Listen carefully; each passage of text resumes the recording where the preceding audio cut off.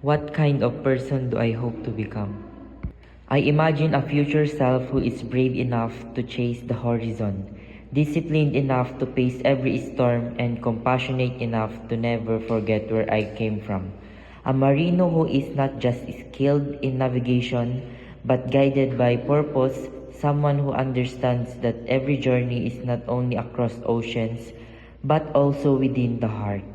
And like in our story, two marine students, classmates who once bumped into each other on the narrow road of the school. A simple accident that turned into love. A love so deep that even death could not erase it. One sailed toward the horizon, while the other, unable to board his vessel, stayed behind as a security guard bound to the campus they once walked together. But even as a ghost, he still watches over his beloved, reminding him that dreams do not die, they only change form.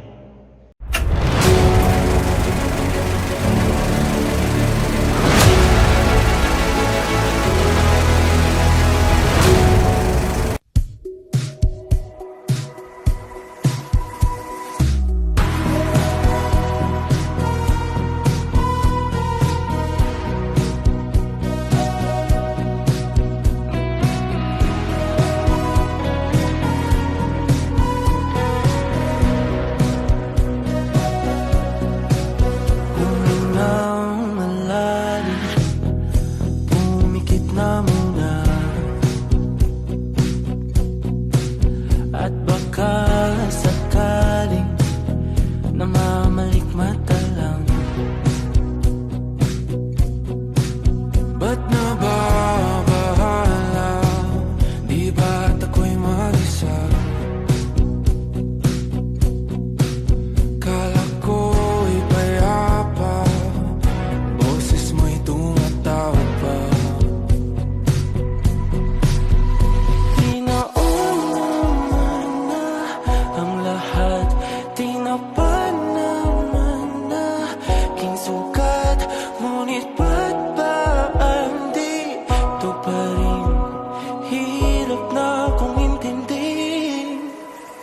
Tanging panalangin, lubayan na sana.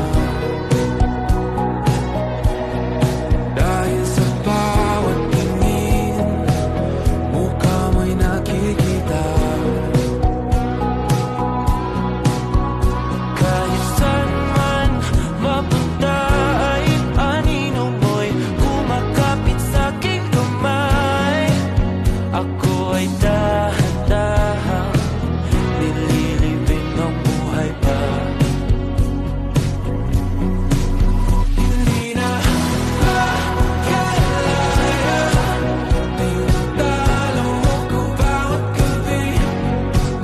Wala mang nakikita, hapos mo ay ramdam pa rin sa dilim. Hindi na nakikinig, hindi na makagising.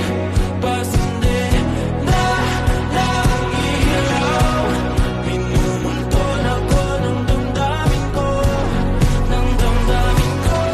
Di mo pa isalin, hindi pa ba sapat, nagpapahirap ako. Di na pa mamamaya pa, hindi ko pa mamamaya pa.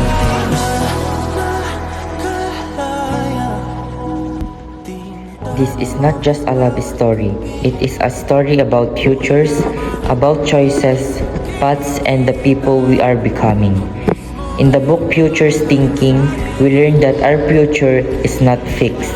It is shaped by our decisions today, by courage, by love, by resilience, and by our willingness to imagine what could be. So I choose to become someone who loves deeply, serves faithfully, and sails boldly, even when the sea is uncertain, because the future is not just something that happens to me. It is something I am actively creating.